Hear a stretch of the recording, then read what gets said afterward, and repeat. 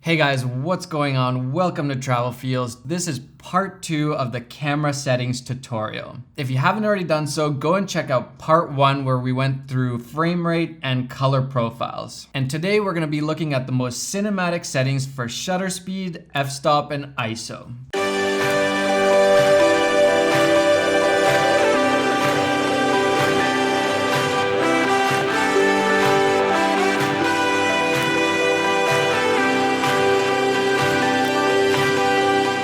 Like we talked about in part 1, camera settings are super important to get the most cinematic image out of your camera. So these are things that you have to do.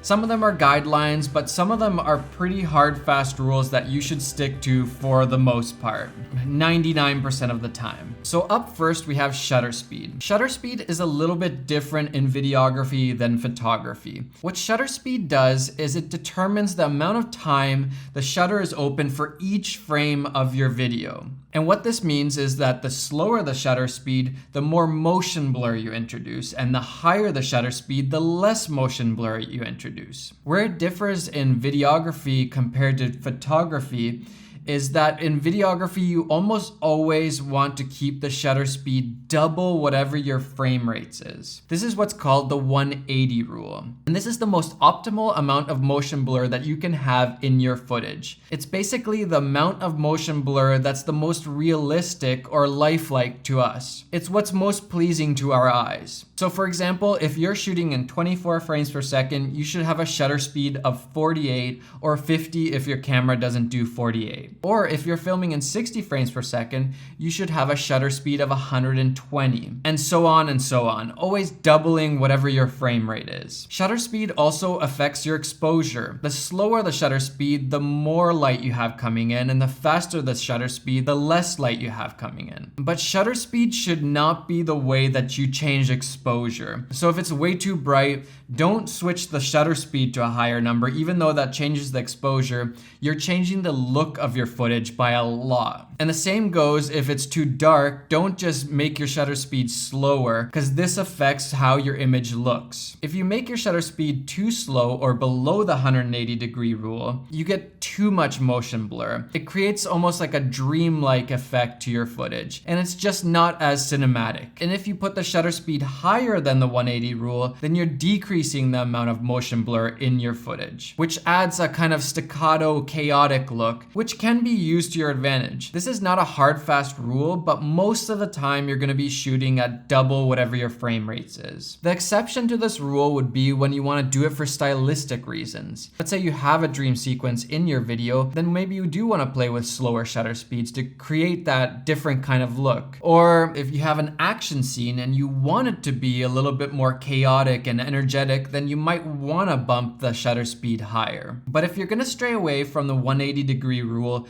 make sure you know what you're doing and why you're doing it. Don't just choose whatever shutter speed randomly. Make sure that you're doing it for a reason. So remember, with shutter speed, double whatever your frame rates is for the most cinematic image possible. Next, we're going to look at the f-stop or aperture. And what the f-stop changes is the size of the iris on your lens. So the bigger the iris or opening is, the more shallow depth of field you'll have, which means that a smaller area in Z-space will be in focus. Whereas if you have a higher number f-stop, the smaller it is, the deeper your focus will be, and the area in Z-space that will be in focus will be larger. Just like with shutter speed, if you change the f-stop, you're also changing your exposure. So with f-stop, the lower the number is, the bigger your opening is on your lens and more light is coming in. So that means your exposure is going to be brighter. And the higher the number f-stop, the smaller the opening is for the light to come in, which means that the exposure will be darker. But again, you don't want to change the f-stop just to change the exposure. The reason for this, again, is that it changes the look of your footage. If you want that nice shallow depth of field look with that nice bokeh blur in the background, you're going to have to shoot at lower f-stops. For example, one of my favorite lenses is the Sigma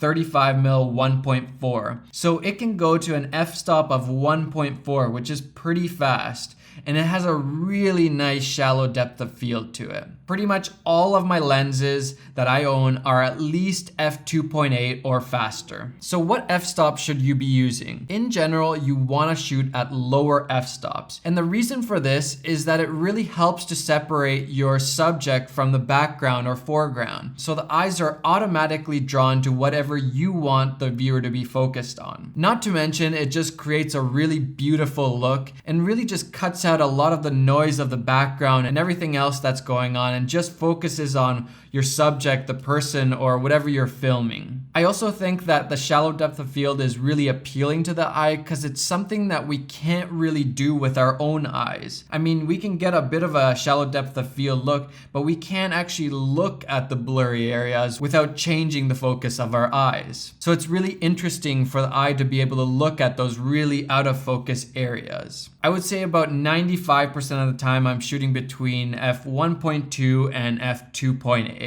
I don't go too much above f2.8. I think that's when just everything starts to be in focus and it just doesn't look as nice. The exception to this rule would be if you have, let's say, something in the foreground and something in the background way back, and you need both to be in focus. Well, for that, you're gonna have to use a higher numbered f-stop. But in general, I would stray away from this. I would use a lower number f-stop. So the f-stop, in my opinion, is the biggest creative choice you have to make when you're filming something. Out of all things, it influences the look of your clip the most. And now you might be wondering, if you're not supposed to change exposure using shutter speed or f-stop, how are you supposed to change exposure? Indoor nighttime shooting, you don't really have to worry about this, but what if it's a broad daylight shot and it's really bright outside, but you still want to shoot at a lower number f-stop and there's a lot of light coming in? Then what are you supposed to do if you can't crank up the shutter speed and you don't want a higher f-stop? Well, that's when ND filters come in. An ND filter is basically just like sunglasses for your camera. I like to use variable NDs where you can actually change how much the ND filter is influencing your image. So you can